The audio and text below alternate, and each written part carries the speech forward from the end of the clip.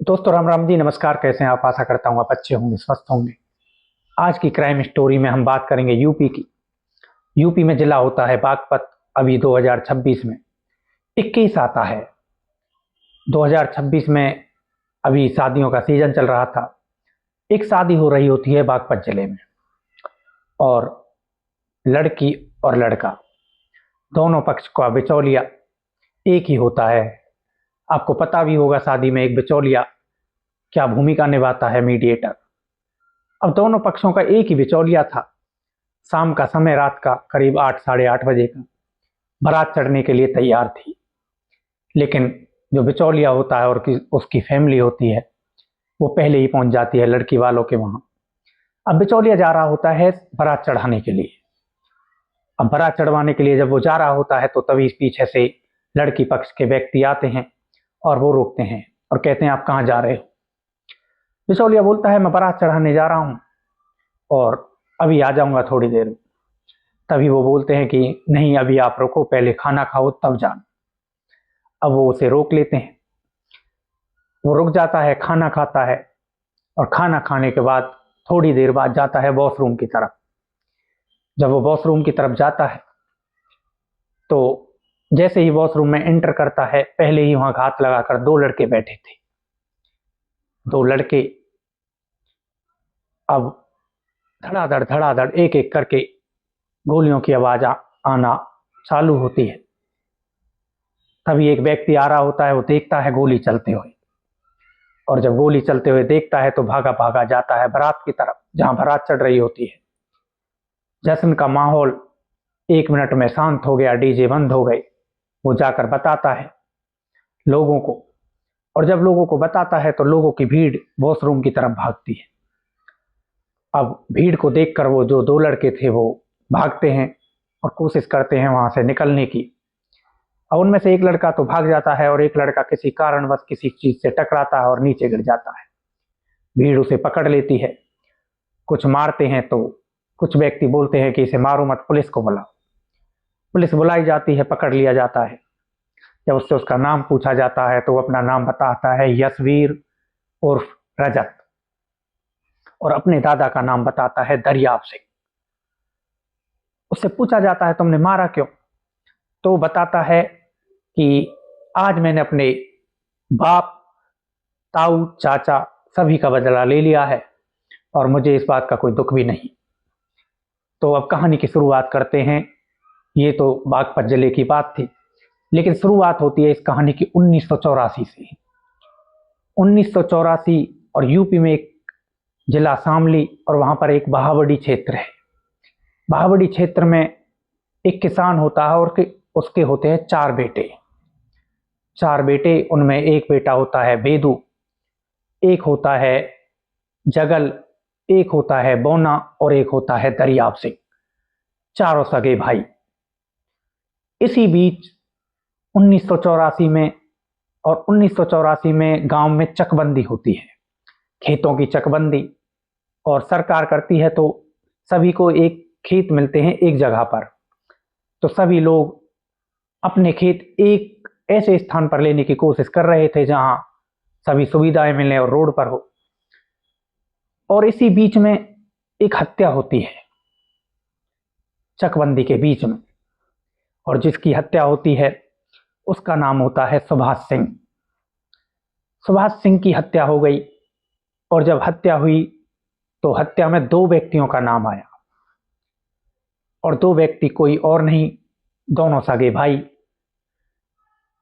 दोनों सगे भाई, उनमें एक बेदू सिंह और एक दरियाब सिंह। अब इनके 2 सगे भाई और थे, एक का नाम था जगल और एक का नाम था बोना। ये दोनों अलग हट जाते हैं, पूरे केस से अपने आप को अलग कर लेते हैं और कहते हैं, ना हमें इसके बारे में कुछ पता है, ना हमने हत्या की है। अब एक व्यक्ति आरोप लगा रहा था बेदू सिंह दरियाब सिंह पर, अपने सगे भाई पर, और दरियाब सिंह लगा रहा था बेदू सिंह पर, अपने सगे भाई पर। आरोप लग गए, लेकिन आरोप किसी पर साबित नहीं हुए। कुछ दिन बाद समय आगे बढ़ता गया और गांव में प्रधानी सरपंचों के चुनाव होते हैं। सरपंचों के चुनाव होते हैं तो दोनों भाइयों में चसक उठती है चुनाव लड़ने की। दोनों फैमिलियों में बेदू सिंह की फैमिली भी और दरियाव सिंह की फैमिली भी, दोनों सगे भाई थे। और दोनों सगे भाई चुनाव लड़ते हैं, उनकी फैमिली के उनके बेटे। और अब जो बातों का सिलसिला था, बातों की लड़ाई थी, वो लड़ाई आग पहुंची हत्या पर। एक छोटी सी कहानी हत्या का रूप ले लेती है और पहली हत्या होती है। जब दोनों सगे भाई चुनाव लड़े तो चुनाव में जो जीतता है वो जीतता है महेंद्र सिंह। महेंद्र सिंह बेदू सिंह का लड़का होता है और जो आरोप लगते हैं महेंद्र सिंह की हत्या के, वो लगते हैं दरियाव सिंह के बेटे देवेंद्र सिंह पर। अब पहली हत्या हो चुकी थी और अब बदले की कहानी यहां से चलती है।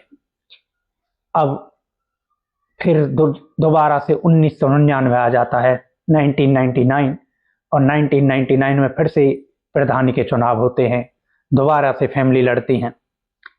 अब बेदू सिंह का बेटा महेंद्र सिंह मर चुका था और जब 1999 में चुनाव हुए, पहला जो चुनाव था वो बेदू सिंह की फैमिली जीती थी और 1999 में चुनाव जीता जाता है दरियाव सिंह की फैमिली द्वारा। और ये चुनाव जीतता है दरियाव सिंह का बेटा जितेंद्र, और जितेंद्र अब प्रधान बन चुका था। अब जितेंद्र किसी शादी में से आ रहा होता है, खुराना एक वहां पर क्षेत्र पड़ता है वहां पर, और रात को एक गाड़ी आती है, गाड़ी रुकती है, कुछ व्यक्ति निकलते हैं और धड़ाधड़ जितेंद्र सिंह में गोलियां सर में और शरीर में समा जाती हैं, उसके कई गोलियां। अब जितेंद्र सिंह की हत्या हो चुकी थी। एक हत्या महेंद्र सिंह बेदू सिंह के बेटे की, एक हत्या दरियाव सिंह के बेटे की।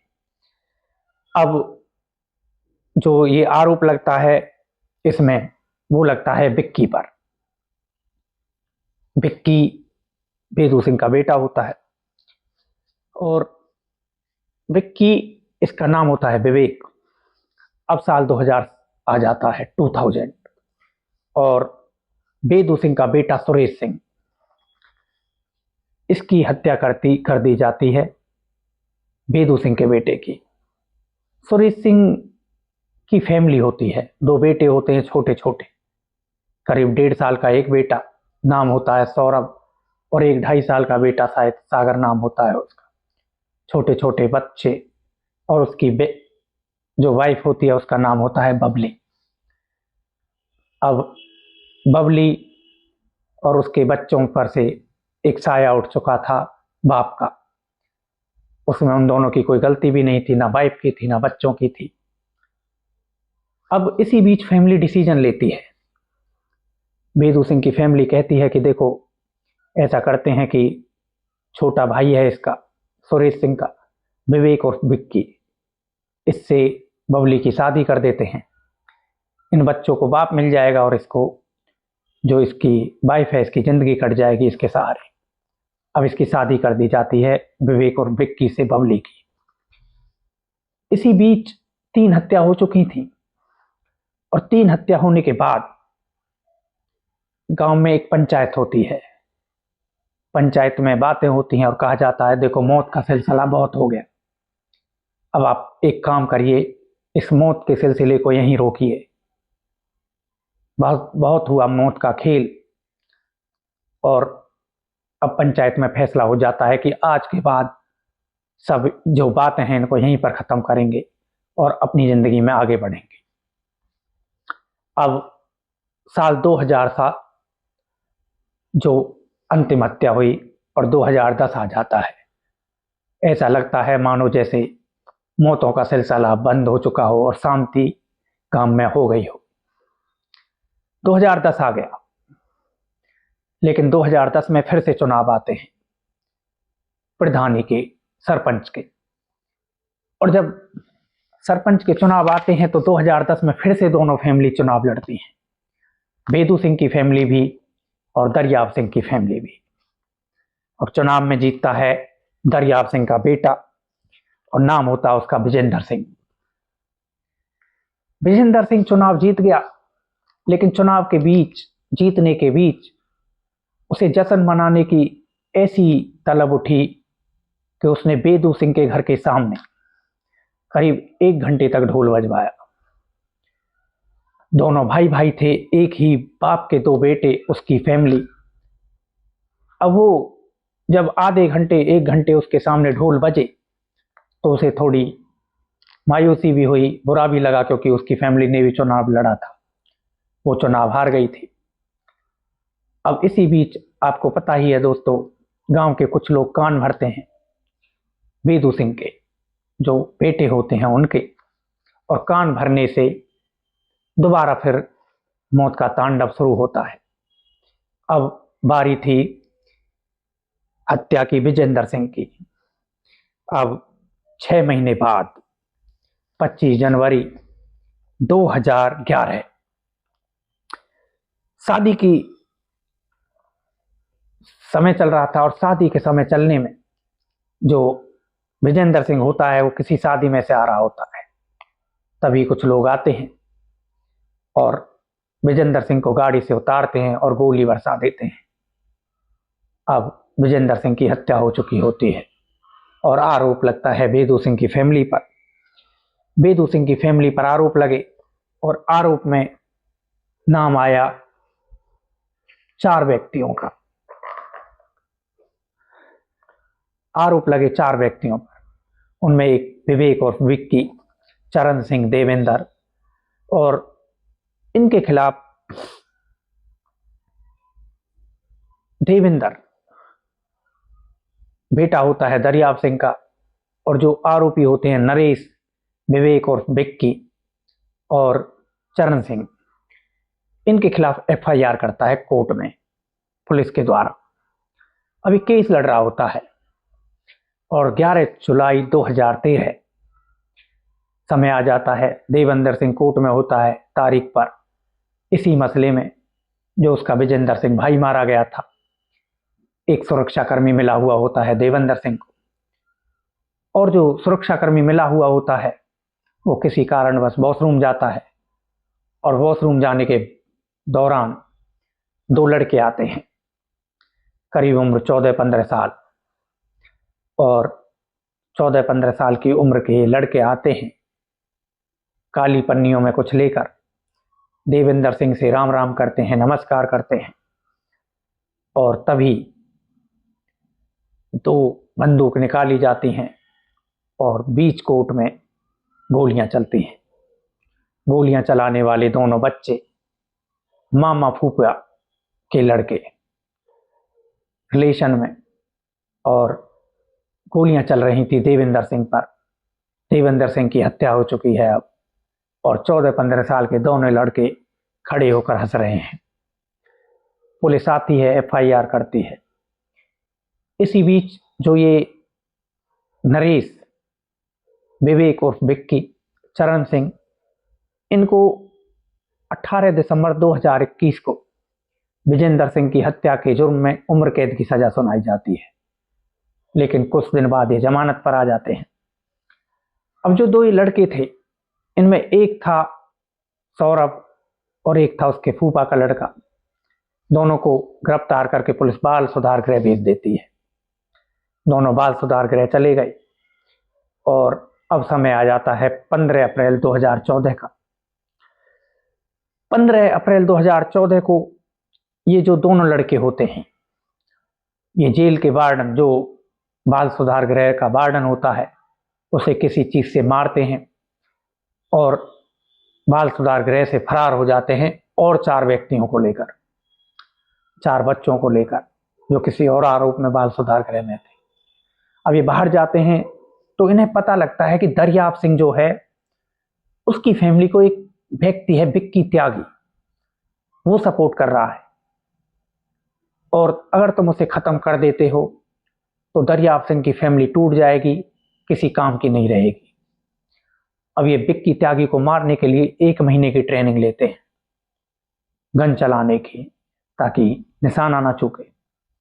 और करीब 1 महीने की ट्रेनिंग के बाद 16 फरवरी 2015 को विक्की त्यागी किसी केस में तारीख पर आता है कोर्ट में, और विक्की त्यागी को करीब 5 सुरक्षाकर्मी मिले हुए थे। शायद उस पर कई केस थे और उसकी जान को खतरा था, तो 5 सुरक्षाकर्मी सरकार ने उसे दे रखे थे।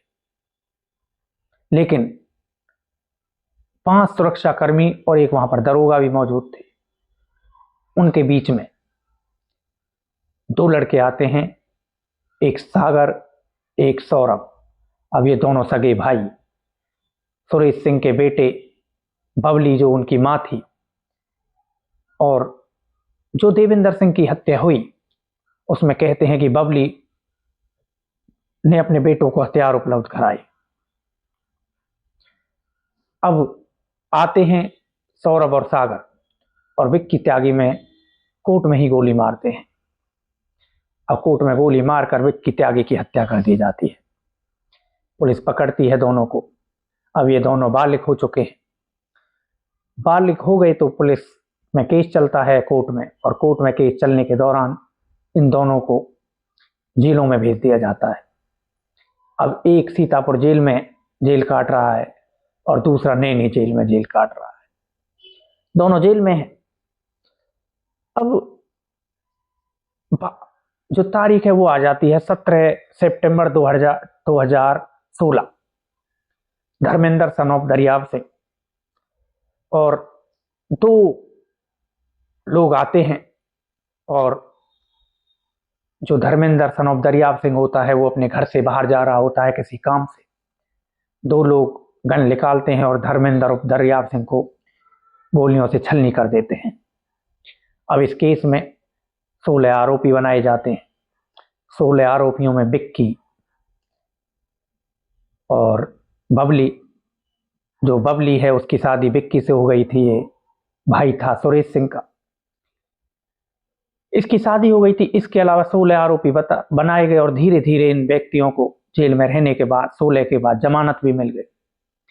अब जमानत मिल गई तो जो विक्की होता है, विवेक और विक्की, बबली, अब ये विक्की किसी की बिचौली कराता है। बागपत में बारात जाती है चढ़ने के लिए, बागपत की लड़की होती है, वहां पर ये फैमिली के साथ जाता है। अब जो बिचौलिए की कहानी थी वो ये विक्की ही होता है। अब विक्की बागपत में था, पहले से 2 लड़के घात लगाकर बैठे थे। उनमें एक लड़का था दरियाव सिंह का पोता, पहले से घात लगाकर बैठा था। अब विक्की में धड़ाधड़ गोलियां उतार दी जाती हैं, मार दिया जाता है। जब पकड़ा जाता है तो अपना नाम बताता है, यशवीर उर्फ रजत। दरियाव सिंह का पोता था। जब पकड़ा जाता है, रीजन पूछा जाता है मौत का, तो बताता है कि आज मैंने अपने बाप, ताऊ, चाचा सबका बदला ले लिया है और मुझे कोई गम नहीं। दोस्तों, धीरे धीरे बेदू सिंह के 4 बेटे और दरियाव सिंह के 4 बेटे, 8 मर्डर ये हुए एक बदला लेने में। 3 मर्डर हुए वो जो एक, इनमें 6 साल का बच्चा भी था, एक का नाम तेजवीर था। दोस्तों, 3 मर्डर जो वो हुए वो इनके फैमिली से जुड़े हुए लोग थे। कुल मिला के 11 मर्डर हुए। 11 मर्डर एक बदला लेने के पीछे। मैंने आपको एक बात नहीं बताई इसमें, जो मैं आपको 3 मर्डर की बात बता रहा था। 3 मर्डर जो होते हैं वो होते हैं तेजवीर, रणवीर और 6 साल के बच्चे के। ये मर्डर होते हैं जो विक्की उर्फ विवेक होता है उसकी और बबली की शादी के बाद। ये इसके बाद पंचायत भी होती है, मौत का तांडव रुकवाया जाता है जब 6 हत्याएं हो चुकी थी। उसके बाद फिर 5 हत्याएं हुई और ये कहानी ऐसे ही चलती रही। आज तक ये कहानी चल रही है। अभी 2026 में ये विक्की और विवेक का मर्डर हुआ। 4 बच्चे खो गए बेदू सिंह के, 4 बच्चे खो गए दरियाव सिंह के। दोनों सगे भाई थे, बेदू सिंह भी दरियाव सिंह भी। एक बदला लेने की, एक मूंछों की लड़ाई, और कुछ मूंछों की लड़ाई भी नहीं, एक ऐसा रीजन जो बैठकर समाधान किया जा सकता था। उसके पीछे 4 बेटे एक ने खो दिए, 4 बेटे एक ने खो दिए, 3 किसी के चले गए उसमें एक 6 महीने का बच्चा चला गया, 6 साल का, जिसकी कोई गलती नहीं, जो इस दुनिया में अभी आया उसे कोई जान नहीं पहचान नहीं। तो दोस्तों, इस कहानी को बताने का मकसद हमारा किसी को आहत करना नहीं है, सिर्फ सूचना देना है। और इस कहानी को बताने का जो रीजन है वो सिर्फ ये है कि हमें ऐसी चीज़ों से बचना चाहिए। ऐसी चीज़ों से बचाव बहुत ज़रूरी है। शायद एक छोटा सा फैसला 11 लोगों की जानें बचा सकता था। अगर बैठकर ये फैसला हो जाता तो आज 11 हत्याएं ना होती। तो दोस्तों, ये थी यूपी के शामली की कहानी, एक ऐसी क्राइम की कहानी जिसमें 11 मर्डर हो गए। दोस्तों, ऐसी ही कहानी हम आपको बताते हैं सिर्फ आपके एजुकेशन पर्पज के लिए। इसे कोई ऐसे पर्पज के लिए ना समझे कि कोई अपनी भावना को हाथ समझे। कल फिर हम मिलेंगे एक और नई कहानी के साथ। कल तक के लिए राम राम जी, नमस्कार।